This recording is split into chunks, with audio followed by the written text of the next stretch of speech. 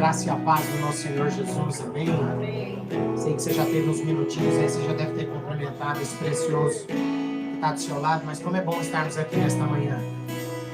Como é bom saber que Deus programou esse dia para nós. Eu quero fazer a abertura desta manhã te dizendo, milimetricamente Deus nos conectou nesta manhã. Tenho certeza que cada detalhe que nós iremos ouvir, cada momento que nós iremos vivenciar, desde quando essa reunião ela foi programada, isso é um projeto que nasceu no coração de Deus e foi escolhido para o nosso. Então, eu quero orar com você nessa manhã, mas antes, eu quero ler Salmo 139, apenas 2 versículos, 15 e 16. Os meus ossos não te foram encobertos, quando no oculto fui feito e entretecido nas profundezas da terra. Os teus olhos viram o meu corpo ainda informe, e no teu livro todas estas coisas foram escritas, as quais, em continuação, foram formadas, quando nenhuma delas havia.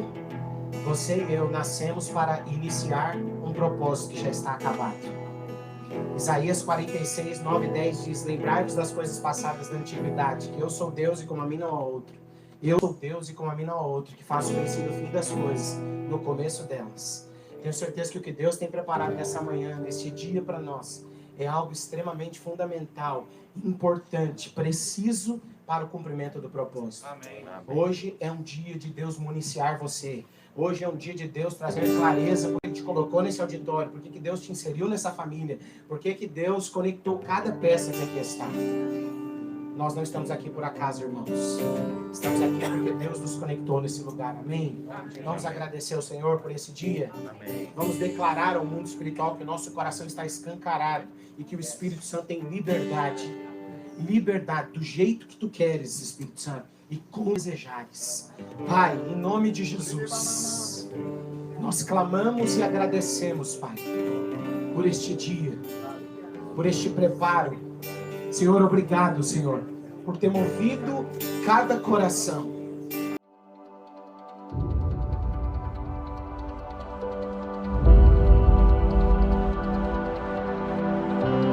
Bom dia, irmãos, a graça e a paz. Amém. Nós temos várias cadeiras vazias aqui na frente e agora é a hora que o pessoal vai começar a chegar com força mesmo. Então, se você está sentado aí nos bancos mais de trás, você nos ajudaria muito se você viesse aqui para esses 4 primeiras fileiras desse auditório. Facilitaria mais para o pessoal já vir e se assentar e se acomodar. Amém? Aqui eu tenho uma cadeira, ali nós temos 5 cadeiras aqui na segunda e terceira fileira. Ó. Aqui está bem vazio. Então, os irmãos, nos ajudem, porque aí vai ser tranquilo, né, natural, o pessoal chegar e já encontrar lugar aí atrás. Amém? Nós continuamos com algumas cadeiras vagas aqui. Estou vendo ali 1, 2, 3, 4 cadeiras vagas, 5 cadeiras vagas aqui na frente. Tem 5 cadeiras vagas aqui na frente. Como são poucos lugares, e vai haver uma pressãozinha, né, do pessoal que se inscreveu por último, eu insisto que os irmãos venham mais para frente. Tem aqui 2, 3, 4 lugares vagos. Tem 2 lugares vagos aqui à frente. Quem sentar aqui ao lado do Cleverson vai virar pastor. Senta aqui, vem cá. Você quer virar pastor? Senta aqui. Ali, ó, também. Quem sentar ali, bom, já é pastor, né, Zé Carlos? Os irmãos chegando. E uma coisa um pouquinho desagradável para esse tipo de palco é que eles tacam a luzerna na cara da gente. Eu não estou vendo os irmãos, né? Então eu vou ministrar aqui pela fé, porque eu não estou vendo a expressão de vocês. Mas gostaria que você fechasse seus olhos agora ou não, né? Tem que fechar o olho. Abra o coração. E gostaria que você elevasse o seu espírito para a pessoa e para a presença de Deus nessa manhã. E logo de cara, logo nesses primeiros momentos, que você possa dizer: Senhor, eu estou aqui para me expor a Tua palavra. Não estou aqui para ouvir conceito humano, não estou aqui para ouvir balela, né, de homem, não estou aqui, meu Deus, que Cristo seja revelado, que a tua palavra seja encharcada, molhada, viva, que o Senhor possa abrir novos caminhos, trazer novo entendimento, inspirar o meu coração, amém? Gostaria que você abrisse a sua boca e verbalizasse a sua oração nessa manhã. Vamos fazer juntos? Pai, no nome de Jesus, como igreja, nós estamos aqui, ó Deus, na expectativa de que o Senhor fale, de que a tua palavra, Senhor, seja viva, saltando ao nosso coração, ao nosso espírito, meu Deus, de maneira poderosa, profunda, viva, suculenta, inspiradora, Senhor, molhando, encharcando os nossos corações, queimando os nossos corações. Fala com cada um de nós, nós estamos aqui, ó Deus, nessa expectativa de ministrar ao Senhor, ó Deus, de comer o pão da tua mesa, Senhor, e termos comunhão uns com os outros. Tenha toda a liberdade e a primazia, ser tu o centro, ó Deus, de tudo que acontecerá do transcorrer desse dia, no nome de Jesus. E os nossos corações estão com essa expectativa posta exclusivamente em ti, na tua palavra, no teu poder, Espírito Santo. Fala conosco. Amém. Glória a Deus. Sabe, irmãos, depois de caminhar na fé durante muitos anos, a gente vai ficando assim mais seletivo, né? Você vai descobrindo o que realmente importa. Você vai tendo percepção do que realmente é central na vida cristã, nas escrituras, no dia a dia da vida da igreja, aquilo que é realmente insubstituível. E você vai deixando de lado coisas que, às vezes, lá no começo da caminhada cristã, parecia ser tão importante, parecia ser tão fundamental. Aí, ao longo, aí, sei lá, de 10, 12, 15 anos servindo ao Senhor, você vai chegando a conclusões de que aquilo, não, na verdade, você estava dando valor para a rebarba, você estava fazendo cavalo de batalha de coisas absolutamente sem importância e secundárias. E eu gostaria de, começando, né, tendo o privilégio de inaugurar essa manhã, esse dia, nós vamos ouvir 5 palavras. Eu vou ter o privilégio de estar ministrando 3 vezes, nós vamos ouvir também o nosso irmão José Carlos e o nosso irmão Massal. Então prepara o seu coração, que Deus tem muita coisa. Mas eu quero começar, né, abrir a porta dessa palavra, trazendo aquilo que talvez seja o aspecto mais importante que você deve guardar ao longo da sua vida inteira. Não interessa por onde você passa, por onde você vá, o que você experimente, sofra, não interessa quantos anos de vida cristã você tem, ou qual que é a sua idade. A coisa central para você passar de legado para os seus filhos e para os filhos dos filhos, eu gostaria de pegar talvez, sabe, a veia, né, principal, a artéria, o que é uma das coisas mais fundamentais, inegociáveis, importantes, que você deve guardar para toda a sua vida. E eu sei que o Massal vai estar pregando sobre a centralidade de Cristo, e de certa forma isso que eu vou falar agora orbita também nessa mesma direção. E eu gostaria de falar sobre essa estirpe que Deus inaugura com Abraão lá atrás. E ele leva então toda uma nação, geração após geração, a aprender a viver por fé, a seguir o Senhor por fé, a se relacionar com Deus por fé e a guardar a herança dessa aliança da fé. E eu vou te falar, não tem mais nada tão importante, tão crucial, que você deve legar para as próximas gerações do que isso. Não há outra coisa, não é louvor, não é adoração, não é batismo no Espírito Santo, não é estilo de igreja, não é preferências culturais, é isso. Lá ao final, nos seus últimos dias de vida, nos seus últimos suspiros, você vai estar caminhando nessa caminhada, nessa vertente, nessa senda, né? E é interessante que é isso que nos faz diferente do resto do planeta inteiro. É isso que nos faz diferente de qualquer tipo de religião que segue normas e regras e listinha do pode, listinha do que é proibido. É isso que nos faz ser o povo de Deus, povo escolhido, povo peculiar, a geração redimida, porque é isso que nos coloca nessa conexão com o Deus de Abraão, dos patriarcas, da nação de Israel, da promessa do Messias, da vinda do Messias, e ao longo desses 2000 anos de história da igreja, daqueles que seguem o Senhor, e como Paulo fala lá em Gálatas 3, 29, nós recebemos a herança de Abraão, que é o Espírito.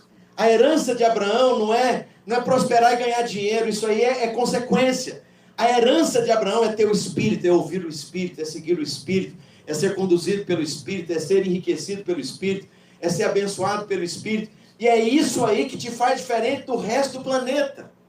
E é interessante que é muito importante nós começarmos onde tudo começou. E é curioso que o livro de Gênesis, não é por outro motivo que ele tem esse nome, né, de Gênesis, que no grego significa princípio, ou início, ou começos. E ali em Gênesis capítulo 12, eu já preguei algumas mensagens sobre isso, e hoje eu gostaria de dar um enfoque um pouco diferente, ali na chamada de Abraão, e eu quero jogar isso no seu colo, eu quero aplicar isso para você. Em Gênesis 12, a partir do verso 1. Gostaria que você abrisse sua Bíblia lá. Aqueles que já aposentaram a Bíblia de papel, como eu, pega aí o seu aplicativo, pega aí enfim, acompanha comigo a leitura, e isso é importante. Gostaria que você sublinhasse esses 3 primeiros versículos de Gênesis 12, porque isso aqui é um dos assuntos cardeais, centrais da Bíblia inteira. Todo o resto da Bíblia vai orbitar em torno desse paradigma de Abraão. Eu estou chamando isso aqui de paradigma de Abraão, ok? Então, capítulo 12, antes da gente fazer a leitura, no verso 1, só colocando isso na perspectiva. Todas as nações tinham deuses. Deuses criados pela cabeça do homem. Todos eram deuses das nações, cada civilização, os sumérios, caldeus, babilônios, persas, egípcios, que eram mais ou menos contemporâneos naquela época ali, algumas dessas civilizações um pouco mais recentes, outras mais antigas, eles inventaram uma multiplicidade de centenas, milhares de deuses humanos. E esses deuses, eles tinham uma peculiaridade. Todos eles tinham uma cara, tinham um nome e tinham um endereço. Só que tem um detalhe. Se você mudasse de nação, zerou o marcador. O panteão, né, a galeria de deuses era outro, completamente diferente. Se você deixasse a Babilônia e fosse para o Egito, acabou, seus deusinhos da Babilônia é tudo pé de chinelo no Egito. Acabou. Você tem que se adaptar aos deuses do Egito. E agora, nesse ambiente pagão, nesse ambiente em que os deuses eram meras criações humanas. Preste atenção. Os deuses, as divindades eram meras criações humanas. Vem um Deus, o Deus verdadeiro, o Deus único, e ele é absurdamente diferente.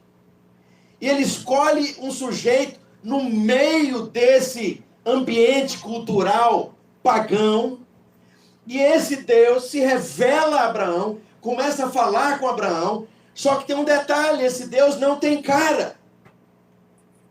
Ele não tem imagem. Ele não tem nome. E ele também não tem endereço. Portanto, é algo completamente interior, voltado para dentro, espiritual. É outra coisa, é outro paradigma. E esse Deus, que não tem cara, não tem rosto, não tem nome, aqui Deus não tinha nome ainda, ele não tinha falado qual nome que era o seu nome, e não tinha endereço também. Ele, esse Deus único, verdadeiro, criador de todas as coisas, iniciador de todas as coisas, o designer inteligente, por trás de tudo que existe, chega para Abraão e diz: sai da tua terra, da tua parentela, da casa do teu pai, e vai para a terra que eu te mostrarei. Então veja bem, o absurdo aqui fica pior. Porque o Deus que não tem nome, não tem endereço e não tem cara, fala agora, a partir de agora você vai me seguir. Você vai me seguir como? Para onde? Não tem um onde. Vai me seguindo à medida que a vida vai rolando. É isso que esse Deus, sem nome, sem endereço e sem rosto, fala para Abraão. Dá uma outra direção que também não tem rumo. Vai me seguindo para a terra que eu vou te mostrando a miúde. À medida que os dias vão passando, eu vou te dando uma direção específica. Por que ele já não falou desde o início que o mapa era Canaã? Por que ele não contou essa história? Porque a intenção de Deus era entrar na sua vida e participar da sua vida, da sua rotina, do seu dia a dia, das suas manhãs, das suas tardes, das suas noites, das suas alegrias, dos seus dramas, dos seus problemas. Deus queria se meter, se imiscuir, se envolver para dentro da sua vida. E aqui está implícito que esse Deus, na verdade, está propondo um relacionamento. Isso é diferente daqueles deuses que ficaram com cara de gesso, lá debaixo do templo, que tinham ouvidos e não ouviam, boca e não falavam, mãos e não pegavam, pés e não caminhavam. Esse Deus, então, está propondo, né? E assim, esse Deus tem uma autoestima enorme, porque ele que oferece para se relacionar com você. Entende? É como, mais ou menos, ele dissesse em outras palavras: escuta, eu sou tão legal, eu queria ser seu amigo. Eu posso entrar na sua vida e ser seu amigo?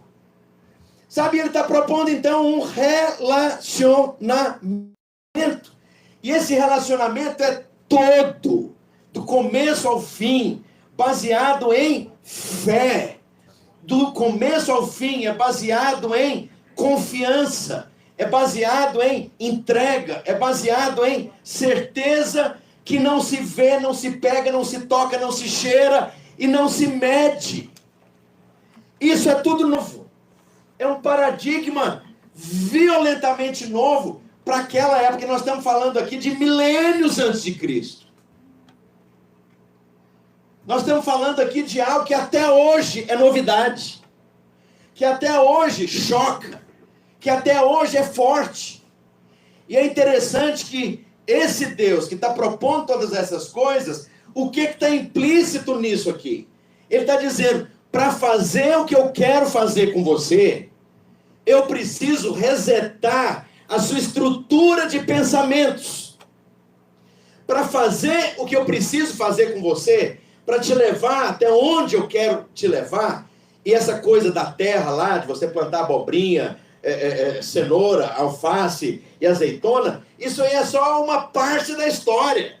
Porque essa coisa de onde eu quero te levar ia culminar lá na frente no Messias. Abraão não tinha condição de perscrutar, de entender isso nessa dimensão aqui, ou nesse início aqui. E é interessante que Deus, então, em outras palavras, está dizendo: para te levar à grandeza, porque essa é a promessa: engrandecerei o teu nome, te farei próspero. Todas as famílias da terra serão tocadas por consequência, através da sua vida. Deus está propondo grandeza. E quando ele propõe grandeza, ele está dizendo, em outras palavras: para te levar a isso, eu preciso resetar a sua estrutura de raciocínio. E aqui, deixa eu já colocar um abacaxi no seu colo. Sua vida inteira é hoje resultado da sua estrutura de raciocínios. Os seus êxitos e os seus fracassos, todos eles, são hoje resultado disso aí que você pensa. De como você vê a vida. De como você enxerga a realidade ao seu redor. Não é neutro como você enxerga a realidade ao seu redor. Entrou dentro de você inconscientemente, com uma somatória de todas as influências de cultura, de religião, de percepção dos seus pais, de valores, da escala de valores dos seus pais que você recebeu desde a sua primeira infância. Isso foi entrando e foi formando tijolinho por tijolinho essas estruturas de pensamento, de raciocínio, e a régua de medir que você usa hoje é essa régua que entrou dentro de você e é inconsciente. E não é só medir do lado de fora, né? As impossibilidades ou as possibilidades, os problemas, as dificuldades, as barreiras, eu não posso, não consigo, não vou, não tenho, não dou conta. É voltar para si também, como você se vê. Essa estrutura de raciocínio inconsciente está dentro de você aí e mede e é constituidora da sua identidade, da sua autopercepção, da sua autoestima, do sentimento de impotência, ou de incapacidade, ou de timidez, ou de medo, ou de covardia, ou de fraqueza, ou de dúvida. Então, em outras palavras, esse Deus aqui de Abraão está dizendo, em outras palavras, eu preciso resetar a estrutura de raciocínio que entrou inconsciente dentro de você, dentro aí dessa cultura suméria, de Ur dos Caldeus, toda essa gama de cultura, de religião, de filosofia, essa poluição ideológica, a percepção que você recebeu da sua família, dos seus tios e principalmente dos seus pais desde a infância, Abraão, entraram dentro de você e estão determinando a sua vida. Para que eu possa te levar à grandeza, eu preciso te retirar desse ambiente. Mas não é só retirar você desse ambiente. Eu preciso zerar o marcador. Eu preciso constituir uma nova autovisão. Eu preciso te dar uma outra régua de medir a realidade. Eu preciso te dar uma outra percepção da vida, dos vizinhos, da cultura, da sociedade, das oportunidades, das portas, da existência. Uma nova escala de valores, uma nova escala de prioridades. Sem isso, Abraão, esquece. É só mudança cosmética de religião. Mudou de templo, ia lá para beijar Baal e os outros deuses, agora vai para a igreja evangélica cantar musiquinha, mas não infrona nem contribui, porque a vida não muda. Porque não tem esse resetar de estruturas de raciocínio que são fundamentais e determinantes.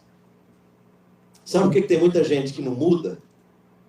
Porque nunca recebe a dose de antibiótico suficiente. Vai ficar na igreja.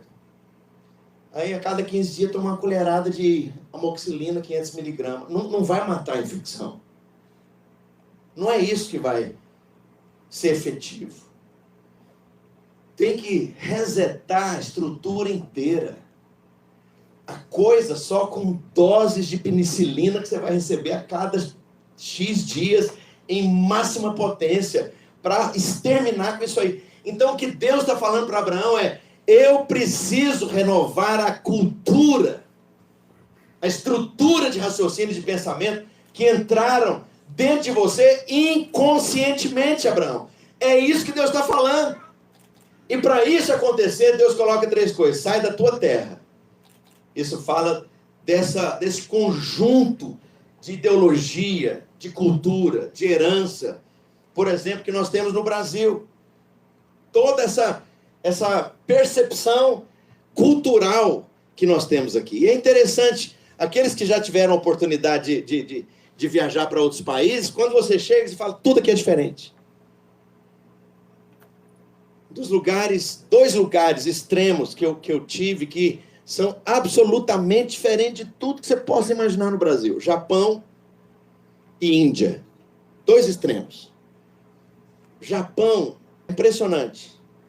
Um pastor amigo meu que plantou uma igreja em Tóquio, e ele dizia, a gente ia para o metrô de Tóquio para distribuir folheto, eles se movem coletivamente, parece formiga.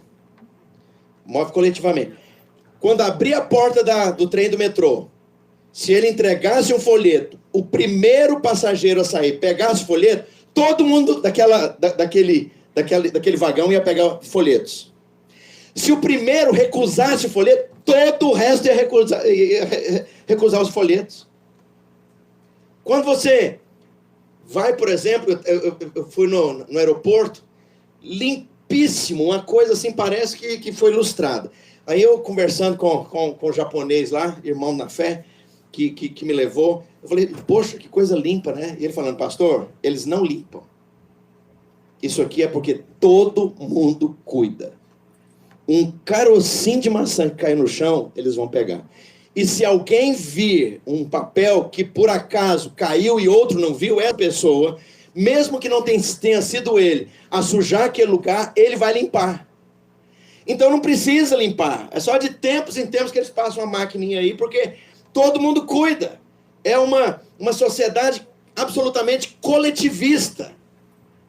Há 1000 pressões, há 1000 coisas ali que são absolutamente diferentes de nós aqui. E o outro lugar é a Índia.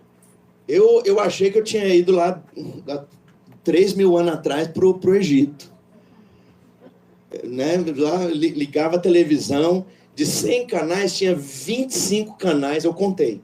25 canais de programação religiosa. Os caras adorando elefante, adorando macaco, e aqueles sacerdotes todos com linho branco cobrindo a parte de baixo, com o tronco nu, e andando ao redor do deus elefante, jogando leite, e as mulheres jogando arroz em cima do elefante, e todo mundo adorando o elefante, e você está andando numa avenida, de repente tem lá uma coisa descomunal, um templo de um deus elefante, com não sei quantas mãos por trás. Eu falei, que coisa engraçada, que povo estranho. E daqui a pouco você vai, né, sai ali na rua do hotel, tem 4 vacas passando assim na rua, no meio de uma avenida enorme. Eu falei, gente, é picanha de graça e ninguém quer.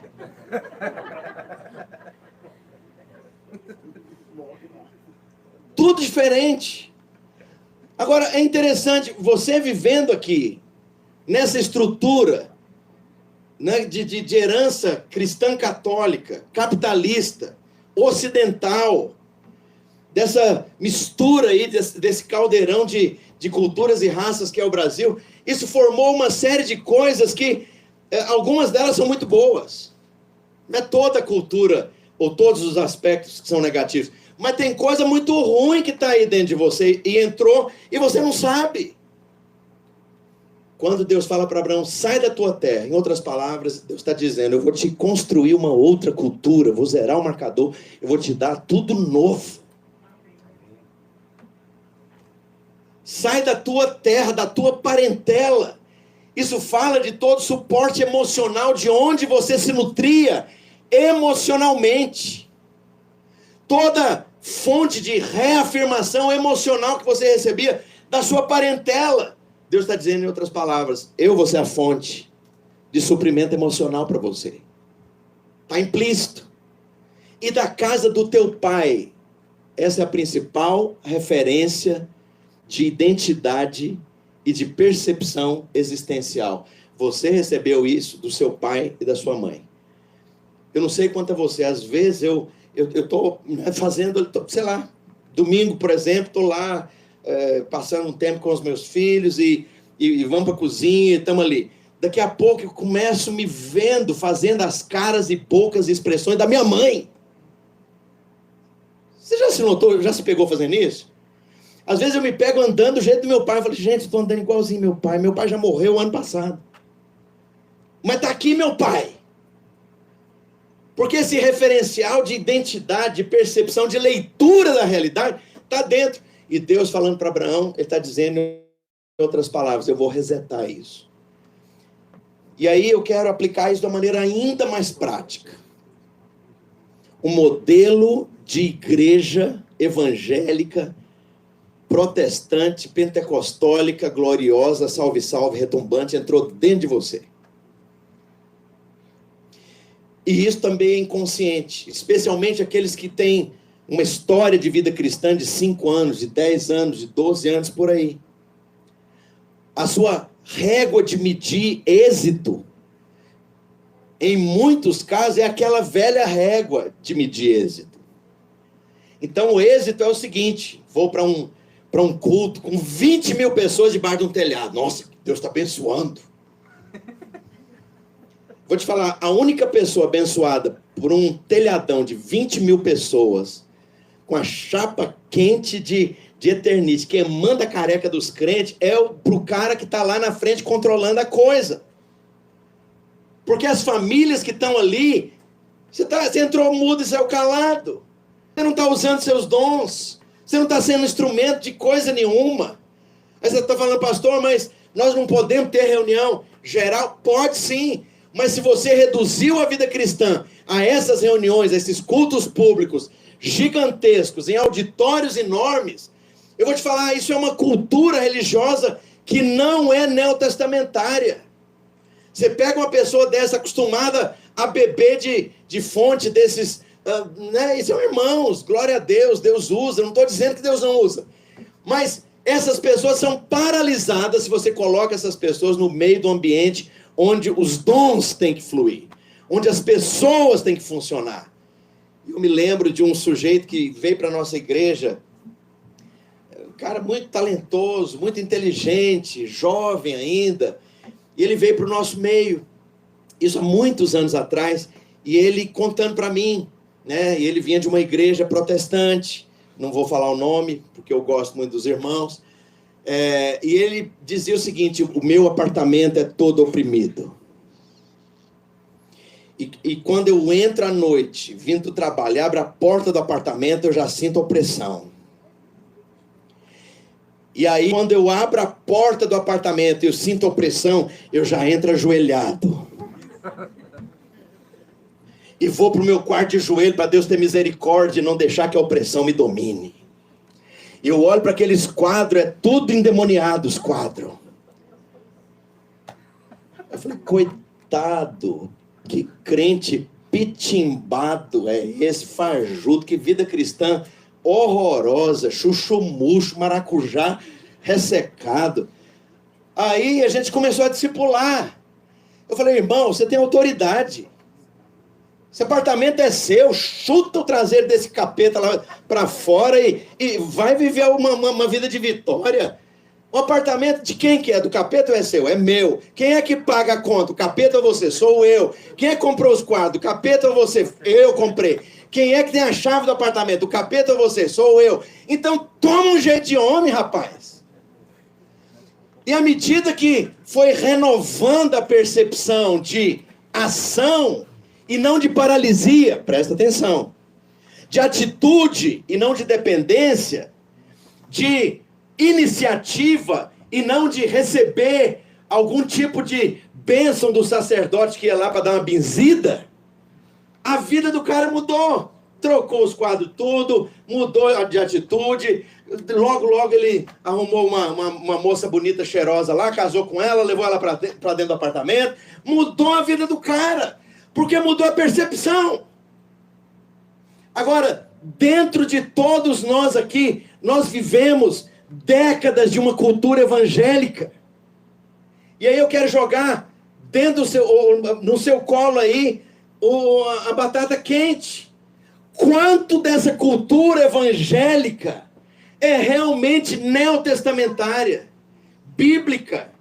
E quanto disso, na verdade, ao invés de empoderar, de levar você a desenvolver seus dons, de tomar iniciativa, de ter a sua vida, de tomar as rédeas da sua própria vida para si, você passou isso para terceiros. É a minha cobertura que tem que falar. A cobertura de chantilly ou de morango. A cobertura de chocolate. Que cobertura? Ah, mas quem me acompanha? Deixa eu te falar. A gente acompanha velho, doente, gente com problema mental e enfermo. Eu não acompanho meus filhos. Sabe, gente saudável, adulta, inteligente e de posse dos seus dons é encorajada, é incentivada, é inspirada. Mas essa cultura de acompanhar, eu não quero isso para mim o resto da minha vida. Imagina 3 filhos casados, eu tiver que acompanhar. Pai, tô pensando em pintar as paredes da cozinha. Que cor que você acha que eu pinto? Vai se ferrar. Vai na loja de tinta e escolhe. Papai, meu filho vai nascer. Que nome eu ponho no filhinho? Austragélido. Agronopoulos papandrius. Hermenegilda Mercedes. Vá conversar com a sua mulher e vai resolver sua vida, rapaz. Onde que eu vou, pastor, tirar férias?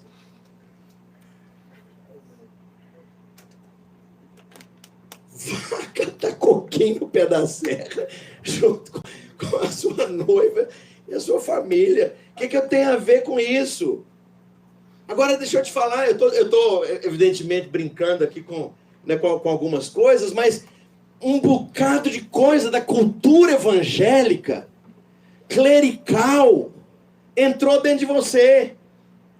E você cobra ou espera que alguém faça por você coisas que Deus determinou que você faça.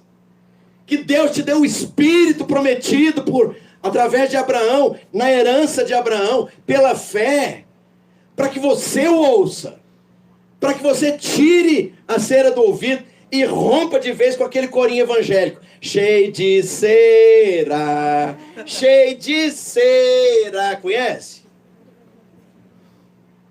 Aprender a ouvir o Espírito. Ah, mas o Espírito fala? Fala! Quer falar hoje, quer falar amanhã de manhã, quer participar da sua vida. Ah, mas dos problemas? Sim. E do potencial? Mais ainda. Quer ser o seu amigo íntimo? Próximo. Agora, uma cultura evangélica que transferiu para a estrutura religiosa, clerical. Ele que tem que falar, ele que tem que resolver, ele que tem que decidir, ele que tem que dizer o que eu tenho que fazer e como eu vou viver minha vida. Para muitos de nós viemos com essa herança e eu só estou dando uma pitada do que pode ser uma estrutura de raciocínio muito negativa. E você vem para cá com uma régua de medir. Aí você vem para um lugar desse aqui, ao invés de se inspirar, eu vou fluir nos meus dons, vou abençoar os meus irmãos e irmãs, eu vou adorar a Deus, eu vou abraçar, vou receber as famílias, eu vou rever o povo que eu tanto amo aqui da igreja. Falo, nossa, que lugar pequeno, hein? Régua da estrutura antiga que você está vindo, medir o atual mover de Deus. Deixa eu te falar uma coisa. Eu não troco o que Deus tem feito entre nós, de esparramar comunidades Brasil afora e fora do país, com a estrutura que eu servia antes. Foi uma libertação. É uma alegria. Eu não quero aquele troço de enfiar 50 mil jovens no estádio, para depois a gente ficar com problema para pagar as contas e perdendo sono e quase morrendo e tendo gastrite. Credo, Deus que me livre. Então veja bem, há uma cultura cristã, neotestamentária, que Deus quer resgatar, te colocando com as rédeas da sua própria vida, na posse dos seus próprios dons, na possibilidade de tomar as próprias iniciativas. Isso não vem daquela cultura antiga. E sabe uma coisa maravilhosa? Alguns aqui sabem, nós tivemos o privilégio de escrever um livro, na verdade, uma coleção de história da igreja, mais de 1000 páginas, com 3 outros autores. Está lançado, está aí na Amazon, para alguém que tem interesse de comprar. É o Essencial do Cristianismo. Depois você procura lá, se puder comprar, vai ser muito interessante, porque está muito bom o material. E é interessante quando você vai vendo o trabalhar do Espírito Santo na história da igreja, ele vem restaurando, ele vem trazendo moveres e avivamento. E cada vez o Espírito Santo está nos levando como igreja mais próximo das origens, mais próximo do modelo da igreja primitiva, mais próximo daquilo que Deus deseja fazer em plenitude da igreja como corpo, como família, como noiva. E é tão interessante quando nós olhamos o que Deus chama Abraão para viver. Ele está chamando, na verdade, para um processo que vai durar a vida inteira. Eu não sei se você é consciente disso. No momento que você entrou por fé nesse paradigma de Abraão e passou a seguir a Deus, seguir o Espírito por fé, você passou a fazer parte de uma nova estirpe de pessoas, de seres humanos. E isso vai durar a sua vida inteira. É a peregrinação inteira. Ao olhar para as experiências de Abraão, ele passou dificuldades, ele passou reveses, ele deu umas derrapadas feias. Abraão, numa certa altura do processo, mentiu. Abraão, numa certa altura do processo, ele se cansou de esperar. Na ocasião que ele gera Ismael por Agar e não Isaac por Sara. Você vai percebendo que nada dos tropeços e dos problemas e dos desafios e das necessidades e das pressões diárias mudou o foco da peregrinação por fé que esse homem vive ao longo da vida inteira. E aí eu quero trazer você para essa perspectiva. Deus deseja se relacionar com você numa medida pessoal, particular, individual, que você não tem ideia para onde isso pode te levar. De experimentar o poder de Deus. E hoje os coaches, né, por aí, eles usam frases como destravar, destrancar, chave para isso, chave para aquilo. Então tá bom, vou jogar no seu colo. Deus quer destrancar o poder do Espírito Santo na sua vida. Deus quer destravar você para as coisas que Ele tem para você. Deus quer usar os seus dons. Deus quer desenferrujar a sua iniciativa. Deus quer dar para você de volta as rédeas da sua família, do seu dia a dia, do seu potencial. E isso é dentro da sua rotina. Não é no ambiente religioso de igreja. Não é com os irmãos e as irmãs e as cantorias de crente. Nos seus ouvidos, é lá na segunda-feira de manhã, sozinho. É lá na quinta-feira, meia-noite. É lá no sábado de madrugada. Deus quer falar com você. E uma coisa extraordinária que vai acontecer ao longo desse processo de Abraão. Deus passa a chamar Abraão de amigo. E aí a divindade, essa divindade sobre a qual tem falado aqui desde o início da palavra, quando vai fazer alguma coisa diferente, cobra de si mesmo ao nível de lealdade de Deus. Não posso fazer isso sem falar com meu amigo. Não posso fazer isso sem contar para Abraão o que eu estou querendo fazer. E aí Deus então se obriga a falar para Abraão a sua agenda. Deixa eu te dizer uma coisa. Não sei se você entendeu que paradigma da fé é esse. É receber o Espírito prometido e fazer desse Espírito prometido o seu melhor amigo. E esse seu melhor amigo, ele quer te falar com o coração. Ele quer te conduzir. Ele quer participar dos seus negócios. Ele quer participar da venda da casa, da decisão onde vocês vão passar as férias. É trazer Deus para a sua mesa. É trazer a pessoa de Deus para esse nível de relacionamento e de amizade. E aí, quero te falar, não sei se você já teve consciência clara disso. Deus não é um poste ou uma porta inanimado. Deus sente. E aí tem uma coisa que a Bíblia mostra como princípio cardeal. Achegai-vos a mim, e eu me achegarei a vós outros. Quem é que toma a iniciativa de fazer Deus participante da sua própria rotina? Você. Senhor, eu estou te convidando para um novo estilo de vida. Estou te convidando para a semana na minha casa. Estou te convidando para o leito, para a minha cama. Estou te convidando para a minha mesa, para a minha despensa. Estou te convidando para a mesa do escritório onde eu trabalho. Estou te convidando a participar comigo. A ir de carro, voltar de carro. Ir de bicicleta, voltar de bicicleta. Ir caminhando e voltar caminhando. Senhor, eu te convido para todos os níveis de pressões, de dificuldades, de problemas, de ameaças, de medo, de receio. E seja o Senhor mesmo a me colocar nessa trilha de resetar essa estrutura de raciocínio. Eu vou te falar, Ele é poderoso, fiel e competente para terminar o trabalho que Ele começou na sua vida. A Bíblia diz, aquele que em vós começou a boa obra, é poderoso para terminá-la, para levá-la ao cabo até o dia de Cristo. Então Ele vai trabalhar. Deixa eu te falar, Deus não está trabalhando em estrutura de igreja. Deus não está trabalhando prédio, Deus não está trabalhando organização, Deus não está trabalhando instituição. Jesus não morreu pela Igreja Batista, pelo CPF da Igreja Batista, mil de ré. Jesus não morreu pela Igreja Universal, CPF, CNPJ, desculpa. Jesus não morreu para estrutura, morreu por gente. Tem sentimento, que tem valor, que tem dom, que tem sonho, que tem medo, que tem problema, que tem potencial, que passa por pressões. E é esse Deus próximo, amoroso, que quer estar junto com você. E aplicando isso para nós, para aquilo que nós estamos fazendo aqui.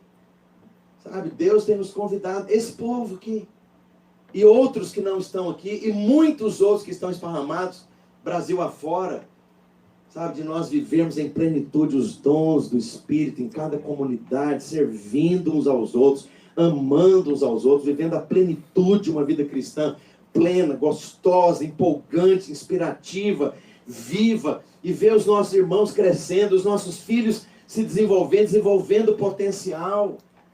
Sabe, Deus deseja que isso floresça de uma maneira poderosa, profunda e impactante. Contava que essa semana fui jantar com um irmão, grande empresário, e assim, foi porque fui convidado por um outro irmão que é amigo desse empresário. O cara é mineiro, de Belo Horizonte, se converteu numa das maiores igrejas de BH, foi membro lá há 19 anos. E aí, depois de todos esses anos, serviu, né, com tudo que ele tinha, com todo o coração, com toda a sinceridade, com toda a intensidade. Ele começou a se sentir sozinho, sem propósito, sem rumo, solitário no meio das multidões de milhares, sem rumo. Ele falou, alguma coisa tá estranha na minha vida cristã. E ele começou a orar. Deus, fala comigo, move, o que o Senhor quer para mim?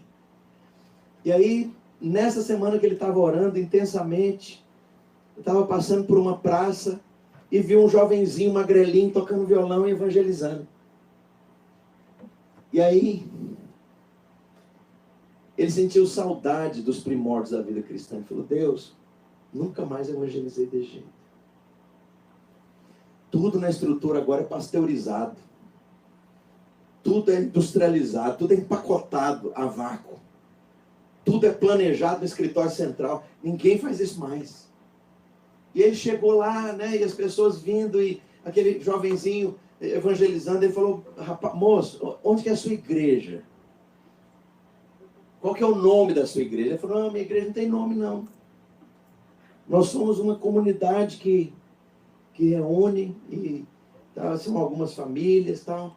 E aí ele foi, assim, sedento, e levou a família dele. Chegou lá, um ambiente de adoração, da presença de Deus, de dons espirituais, as pessoas acolhedoras, e abraçaram. Ele falou, achei o meu lugar, achei minha casa. E é interessante que já está há vários anos, né? E eu falei, escuta, qual que é a agenda de... Né, não usei esse termo, eu estou falando isso para você aqui. Qual que é o projeto de crescimento aí dessa obra? Ele falou, não, pastor, nós só somos igreja. E à medida que uma família muda para algum lugar, começa outra comunidade. E muda para outro lugar, começa outra comunidade. E a coisa vai pipocando assim, espontaneamente, de uma maneira sem a mão artificial, industrializada do homem. Aí eu falei, sabe de uma coisa, mano? Depois de toda a trajetória que eu já fiz na minha vida, plantando igreja até o fim do mundo, nós chegamos na mesma conclusão. Ele pastor, realmente isso está se espalhando para o mundo inteiro. Para tudo quanto é lugar, para todas as nações. Sabe, eu quero te falar. Deus deseja te levar à plenitude dos seus dons. Amém. E isso só vai ser possível numa comunidade onde você pode ser quem você é. Aleluia. Onde você pode tomar iniciativa. Onde você tem a liberdade de fluir e de funcionar. Porque quando você não tem liberdade de fluir nem de funcionar, você vai ficar entrevado e atrofiado. E o perigo disso é te dar uma gangrena e a gente ter que te amputar. E é isso que acontece. Muita gente vai ficando absolutamente paralisada. Outro dia o Cleberson se referia a uma pessoa muito conhecida de todos nós aqui, não vou falar obviamente o nome, mas estava num culto, né, evangélico. Segura aqui para mim, Adriano, o microfone. E tá lá o pau quebrando, louvor, o povo orando, tudo, e essa pessoa assim, ó.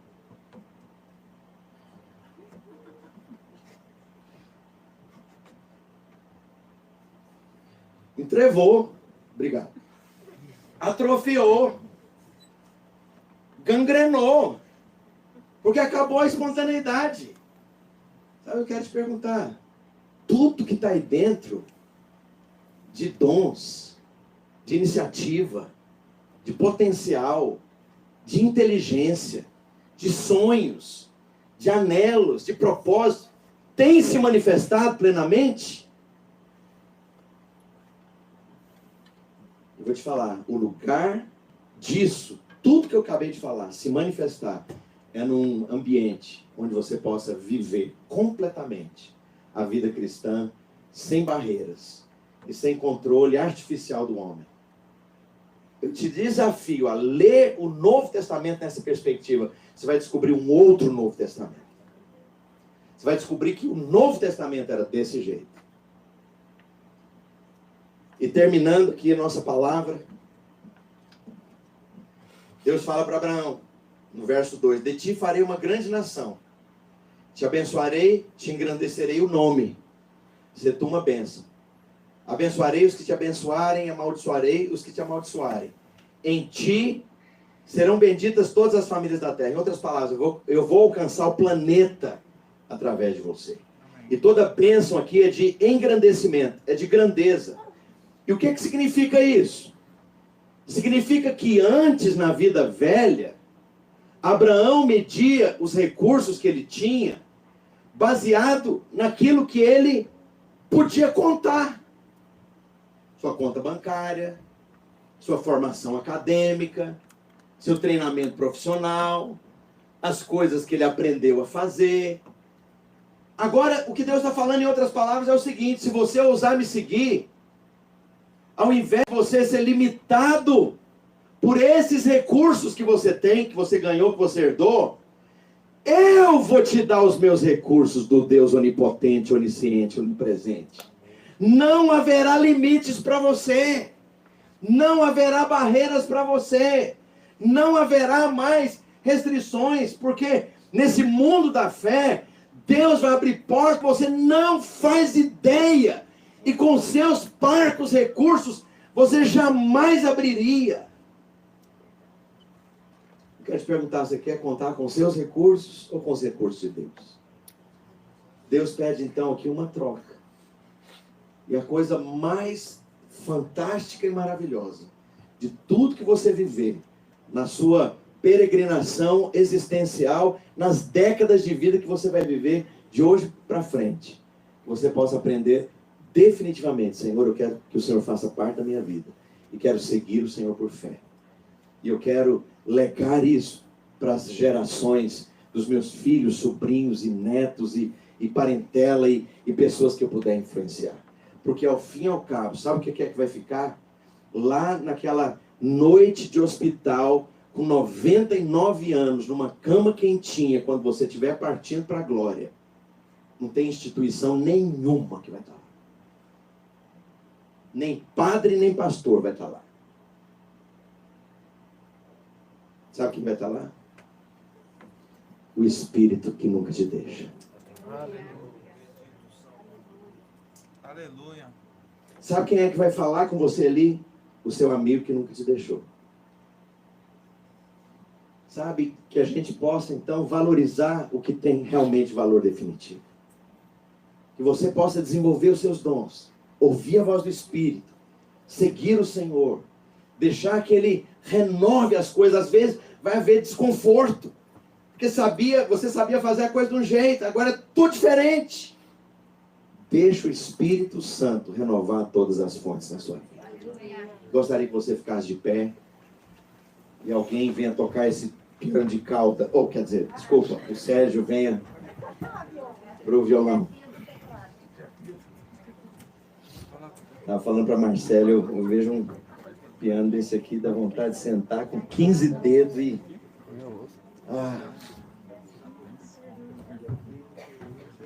O que você tem vivido hoje? Presta atenção, não conversa ainda não. Quais são as questões? O que pega? Questão familiar, casamento, profissional, financeira, relacional.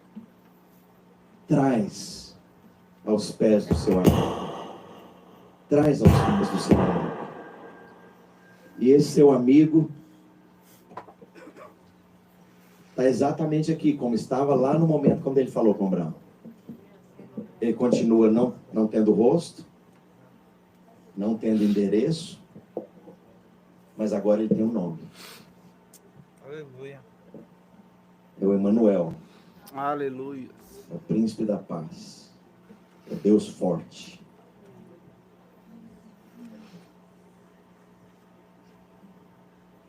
Eu gostaria que você trouxesse todas as questões. Pega essa palavra, aplica para a sua realidade. Se você quiser se ajoelhar aí onde você está, esse lugar é tão pequeno, né? Isso aqui não dá para fazer.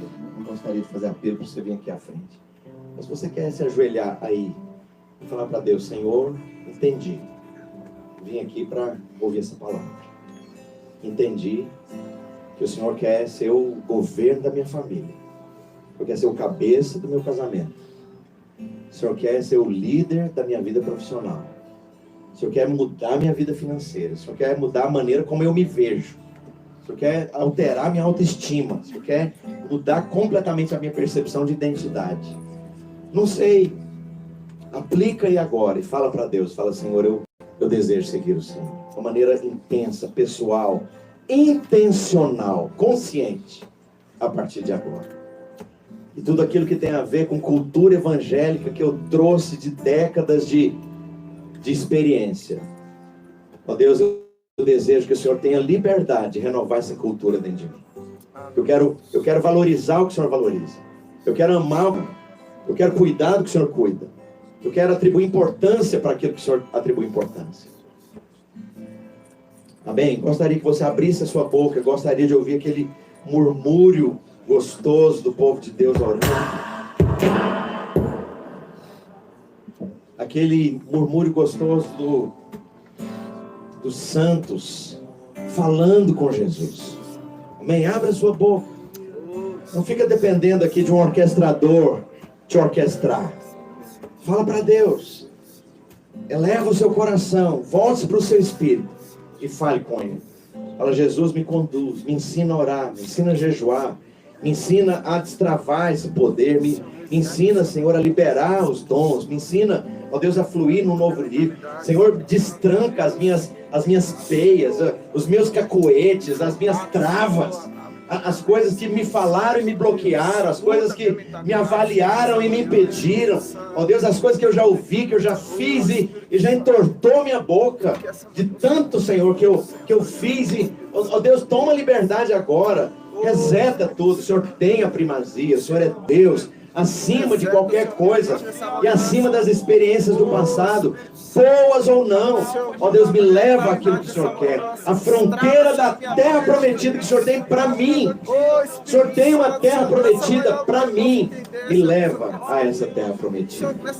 Pai, no nome de Jesus, apresento cada irmão querido, cada irmã querida, cada família, cada jovem, cada criança, cada adolescente, cada ancião, meu Deus, cada pessoa, ó Deus, dos que estão presentes, daqueles que pegam, Senhor, essa palavra pela internet, meu Deus, no nome de Jesus, conduz-nos como teu povo. O Senhor é o bom pastor, não há outro bom pastor, não sou eu o bom pastor, não é o Kleberson, não é nenhum dos presbíteros, Senhor, mas é o Senhor que nos conduz. A nossa vida, minha e dos meus irmãos, não está na mão de homem nenhum, está na mão daquele que morreu e nos amou, ou daquele que nos redimiu e daquele que nos guia e nos conduz. Oh Espírito Santo, enche o coração, renova a fé, muda, Senhor, todos os parâmetros e os paradigmas para a glória do teu nome, em nome de Jesus.